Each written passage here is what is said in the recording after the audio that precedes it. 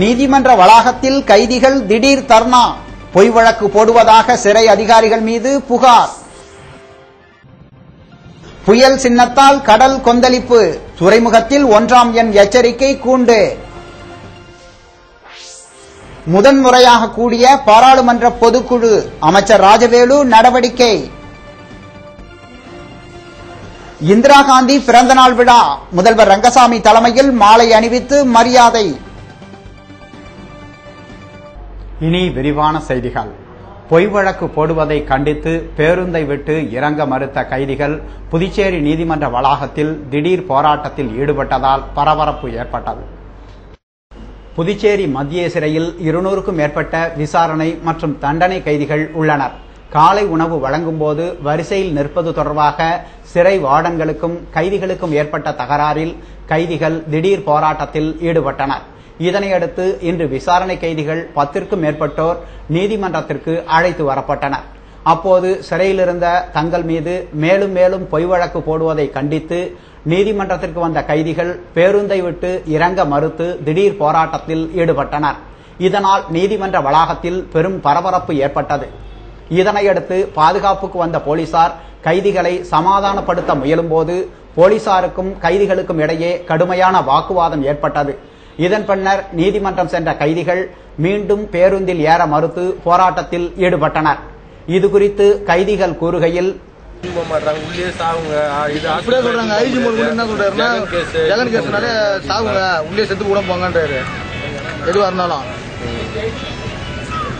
ஏதாவது நீங்க வந்து கேள்வி கேட்டீங்கன்னா வந்து உங்களை வந்து துணி இல்லாம ஓதிப்பான், ஓடுங்க கிடுங்கன்றாங்க. ஒரு பாதுகாப்பே கிடையாது ஜெயில் உள்ளே. எங்களுக்கு இப்ப எத்தனை பேர் இருக்கு? இப்ப நாங்க 9 பேர் இருக்கிறாங்க. சிறையில் இருக்கும் தங்களுக்கு சரியான முறையில் உணவு வழங்கவில்லை என்றும் உடல்நிலை சரியில்லை என்றால் மருத்துவமனைக்கு அழைத்து செல்லாமல் தங்களை அலட்சியப்படுத்துகின்றனர் என்றும் மேலும் சிறையிலிருந்து வெளியே வர முடியாத அளவிற்கு பொய் வழக்குகளை போடுகின்றனர் என்றும் குற்றம் சாட்டினர். வந்து திலீப் ஒரு பையன் அடிச்சிட்டாங்க, ரஜினி அன்பு கேஸ்ல இருக்கிறான். அதுக்கு வந்து ஜெகன் கேஸ்ல திலீப்னு ஒருத்தவங்க அவன் மேல தேவையில்லாம கேஸ் போட்டு பேப்பர்ல வந்து பப்ளிசிட்டி பண்றாங்க. எங்களுக்கு எப்படி தாங்க பெயில் கொடுப்பாங்க? நாங்க என்னதான் பண்ணாங்க? இது வரைக்கும் உள்ளே வந்து எங்களுக்கு 3 பொய் கேஸ் போட்டாங்க. எங்க வீட்டுல என்ன பண்ணுது சொல்லுங்க? நீங்க ஒரு உடம்பு சரியில்லை ஒரு ஹாஸ்பிட்டல் கூட கூட்டு போக மாட்டாங்க. கேட்டா உள்ளே செத்து போன்னு சொல்றாங்க. நாங்க என்ன பண்ணுதுனாங்க? வங்கக்கடலில் காற்றழுத்த தாழ்வு நிலை உருவாகி உள்ளதால் புதுச்சேரியில் 1ஆம் எண் எச்சரிக்கை கூண்டு ஏற்றப்பட்டுள்ளது. வங்கக்கடலில் உருவான காற்றழுத்த தாழ்வு மண்டலம் சென்னை அருகே 900 கிலோமீட்டர் தொலைவில் மையம் கொண்டுள்ளது. சென்னையிலிருந்து கிழக்கு வடகிழக்கு திசையில் 1050 கிலோமீட்டர் தொலைவில் புதிதாக காற்றழுத்த தாழ்வு மண்டலம் உருவாகி வடக்கு மற்றும் வடமேற்கு திசை நோக்கி நகர்ந்து சென்னை அருகே 900 கிலோமீட்டர் தொலைவில் ஆழ்ந்த காற்றழுத்த தாழ்வு மண்டலமாக மாறியுள்ளது. இது மேற்கு மற்றும் வடமேற்கு திசை நோக்கி நகரும் என எதிர்பார்க்கப்படுவதால் புயலாக மாறும் வாய்ப்பு உள்ளதாகவும் இதனால் தமிழகம் மற்றும் புதுச்சேரியில் கனமழை பெய்யக்கூடும் என சென்னை வானிலை ஆய்வு மையம் அறிவித்துள்ளது.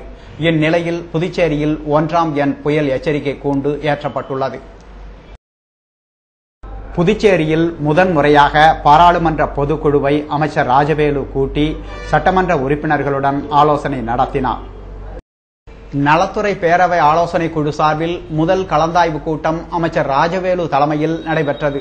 சட்டப்பேரவையில் உள்ள குழு அரங்கத்தில் நடைபெற்ற இக்கூட்டத்தில் அனைத்து மக்களும் பயன்பெறும் வகையில் புதிய நலத்திட்டங்கள், ஆதிதிராவிடர் மக்களுக்கு கல்வி, சுகாதாரம் மற்றும் வசிப்பிடங்களில் அடிப்படை வசதிகளை ஏற்படுத்தவும், மாற்றுத்திறனாளிகள் எதிர்கொள்ளும் பிரச்சனைகள் மற்றும் தனியார் தொழிற்சாலைகளில் தொழிலாளர்களுக்கு ஏற்படும் பிரச்சனைகளுக்கு சரியான மாற்று தீர்வு ஏற்படுத்தும் பொருட்டும் ஆலோசனை செய்யப்பட்டது. இந்நிகழ்ச்சியில் துணை சபாநாயகர் TPR செல்வம், எம்எல்ஏக்கள் அங்காளன், கல்யாணசுந்தரம், நேரு, நாஜிம் மற்றும் வாரிய தலைவர்கள் பாலமுருகன், ரேவதி பர்குணன் உள்ளிட்டோர் கலந்து கொண்டனர். புதுச்சேரியில் ஒவ்வொரு அமைச்சருக்கும் பாராளுமன்ற குழு அமைக்கப்படும். இக்குழு ஆண்டிற்கு 2 முறை கூட்டப்படும். முதன்முறையாக புதுச்சேரியில் இக்குழு கூட்டத்தை அமைச்சர் ராஜவேலு கூட்டியுள்ளார் என்பது குறிப்பிடத்தக்கது. இந்திரா காந்தி பிறந்த தினத்தையொட்டி முதல்வர் ரங்கசாமி மாலை அணிவித்து மரியாதை செய்தார். முன்னாள் பிரதமர் இந்திரா காந்தி பிறந்த தினம் புதுச்சேரி அரசு சார்பில் கொண்டாடப்பட்டது. எல்லைப்பிள்ளை சாவடியில் உள்ள இந்திரா காந்தியின் சிலைக்கு முதலமைச்சர் ரங்கசாமி மாலை அணிவித்தார். இதனைத் தொடர்ந்து அமைச்சர்கள் ராஜவேலு, பன்னீர்செல்வம், தியாகராஜன், துணை சபாநாயகர் செல்வம், அரசு கொறடா நேரு, முதல்வரின் பாராளுமன்ற செயலர் வைத்தியநாதன் மற்றும் எம்எல்ஏக்கள் கார்த்திகேயன், தமிழ்ச்செல்வன், வாரிய தலைவர்கள், நிர்வாகிகள் ஆகியோர் இந்திரா காந்தியின் சிலைக்கு மரியாதை செலுத்தினர். இதனைத் தொடர்ந்து முதலமைச்சர் ரங்கசாமி தலைமையில் வன்முறை உறுதிமொழி எடுத்துக் கொள்ளப்பட்டது. நான் ஒருபோதும் வன்முறையை கைக்கொள்ள மாட்டேன். மேலும் மதம், மொழி, பிராந்தியம் தகராறுகளையும் அல்லது இதர அரசியல் தொடர்ந்து மேற்கொள்வேன் என்று மேலும் உறுதி கூறுகிறேன். அங்கிருந்து என்ஆர் காங்கிரஸ் அலுவலகத்திற்கு ஊர்வலமாக முதலமைச்சர் ரங்கசாமி தலைமையில் சென்று இந்திரா காந்தி திருவுருவ படத்திற்கு மலர் தூவி மரியாதை செலுத்தினர்.